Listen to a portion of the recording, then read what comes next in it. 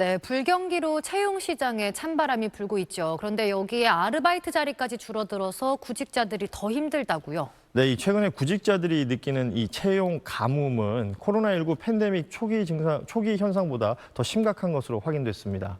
통계청 집계 결과 지난달 온라인 채용 모집 인원수는 5년 전보다 절반 이상 줄어들며 관련 지표를 제공하기 시작한 뒤 역대 최악을 기록했습니다.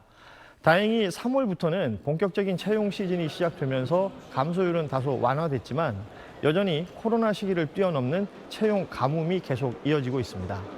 업종별로는 사업 지원, 서비스업에서 채용 감소가 가장 두드러졌는데요.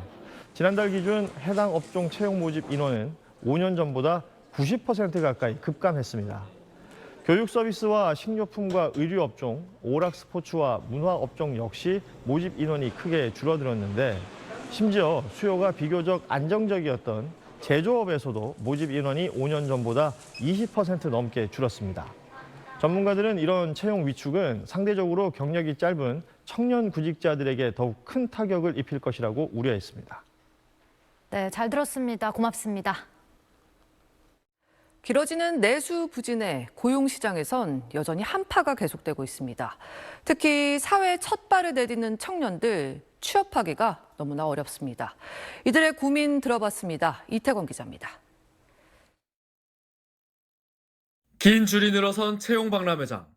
채용 정보와 현장 면접 기회를 얻으려는 청년들이 이틀간 15,000명이나 몰렸습니다. 100인 이상 기업 500곳 중 올해 신규 채용 계획을 세운 곳은 60% 남짓으로 3년 연속 감소세입니다. 채용 문이 좁아지면서 청년들은 면접 기회를 얻는 것조차 쉽지 않습니다. 무역 자격증도 3개씩 따고 그렇게 했는데도 서류에서 좀 떨어지니까. 경력이 있는 지원자들을 선호하는 현상도 뚜렷해졌습니다. 일명 중고 신입이라고 하죠. 경력이 좀 있는 신입들을 좀 원하는 추세다 보니까 일단 입사를 해야지 경력이 좀 쌓일 텐데. 채용 시장에 갓 발을 디딘 상황에서 어디서 경력을 쌓아야 할지 막막하기만 합니다. 자격증이나 그런 것들은 취득하는 건 공부하면 취득할 수 있는데 관련된 경험을 쌓는 게 특히 또 설계 쪽 직무는 이제 쉽지 않다 보니까. 그렇다고 마냥 눈높이를 낮추기에도 고민이 적지 않습니다. 임금이 부족한 곳도 있고 일과 생활의 균형을 맞추기가 조금 어려운 부분이 있어서.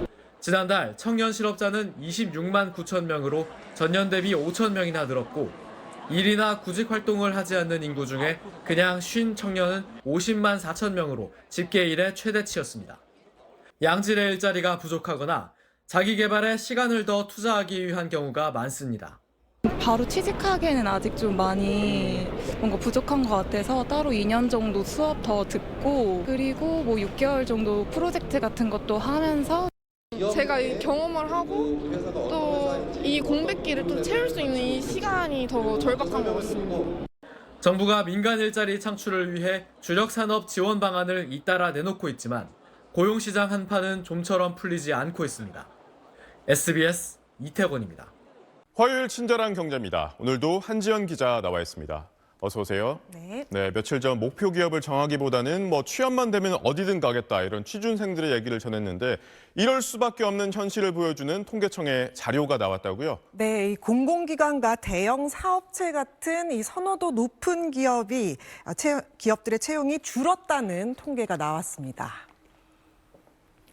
먼저 300인 이상 사업체부터 보겠습니다. 본사와 지사, 공장 등 총 직원이 300인 이상인 대형 사업체 중 상당수는 중견기업과 대기업에 속하는데요. 그만큼 선호도가 높고 상대적으로 안정적인 일자리일 가능성이 큽니다. 하지만 취업자 증가세를 보면 계속 둔화하는 모양새인데요. 지난해 월 평균 취업자는 314만 6천 명이었는데 전년보다 5만 8천 명 늘어나는데 그쳤습니다. 이게 어느 정도 수치냐면 2018년 5만 명 늘어난 뒤로 6년 만에 가장 증가폭이 작은 겁니다. 증가폭이 컸을 때는 어느 정도였냐면 2022년 같은 경우 18만 2천 명까지 나왔거든요. 근데 2023년 9만 명으로 절반으로 뚝 떨어지더니 지난해에도 36% 떨어지면서 3년째 감소세를 보이고 있습니다. 또 이 질 좋은 일자리로 분류되는 제조업 취업자는 지난해 6천 300명 줄어서 전년에 이어서 2년째 감소세고요. 공공기관 정규직 채용도 5년째 줄고 있는데 지난해 400여 곳에서 채용한 정규직이 300명 가까이 줄면서 2만 명 선이 무너졌습니다. 특히 공공기관 신규 정규직에서 청년이 차지하는 비중은 82.5%로 2020년 이후 4년 만에 가장 낮았습니다. 이게 무슨 의미냐? 그만큼 신입이 아닌 경력을 많이 뽑는 추세라는 겁니다.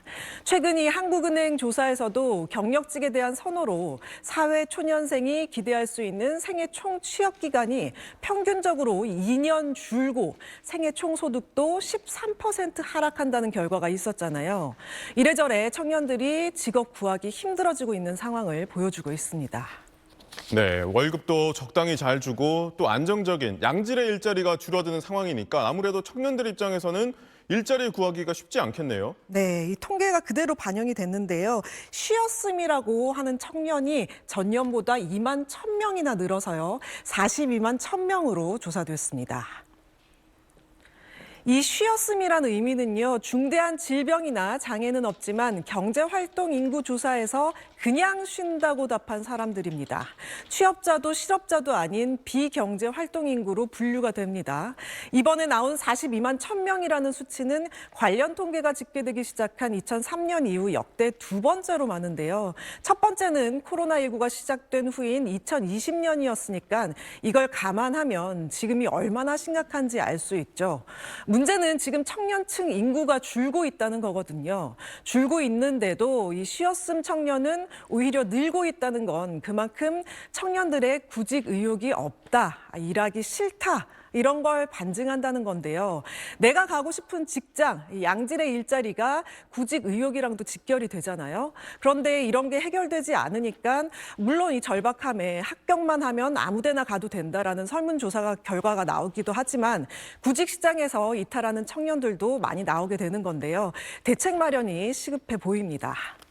네, 한 기자 설명 듣다 보니까 좀 궁금한 점이요. 지금이야 뭐 경기가 안 좋다고 하지만 작년에는 우리나라 수출이 꽤 좋지 않았습니까? 네. 이게 왜 좋은 일자리 증가로는 이어지지 않은 거죠? 네, 우리나라 수출에서 플러스를 견인한 게 바로 반도체 부분이잖아요. 네. 이 반도체 산업이 엄청 성장한다고 해서 많은 사람이 고용되는 게 아니거든요.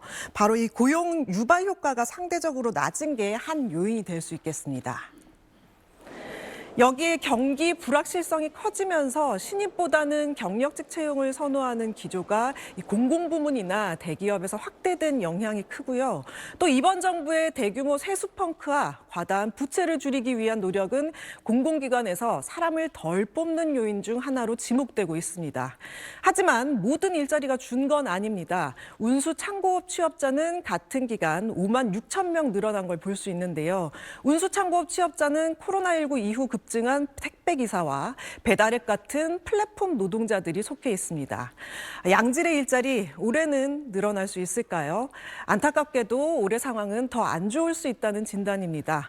정부는 올해 취업자 증가폭 목표치를 2020년 이후 가장 낮은 수준인 12만 명으로 낮춰 잡았지만 탄핵 정국과 관세 전쟁 등 이 불확실성이 커지면서 더 나빠질 수 있다는 우려가 나오고 있습니다.